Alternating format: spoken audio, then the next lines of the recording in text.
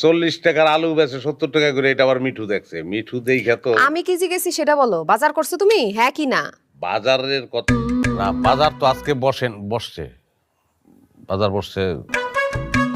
Sorry আমি ভুলে গেছি। যাই আমি তোর দিয়ে গিয়ে বাজার নিয়ে আসি।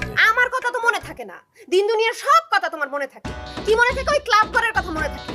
টাইগার না, এই টাইগার এখানে বিলাই বানাতে হয় খুব ভালো মতো আমার জানা আছে। আচ্ছা, ঠিক আছে, ডরাই তো, এমনিতেই তো ডরাই, চিল্লাই আমি যাই বাজারটা নিয়ে আসি, বেশি সময় লাগবে না। তুই বাজার আনবি এখন, আমি তোর লেগা বয়ে রইছি বাজার করার লেগা। আমি নিজে বাজার করছি, রানছি, এখন খামু।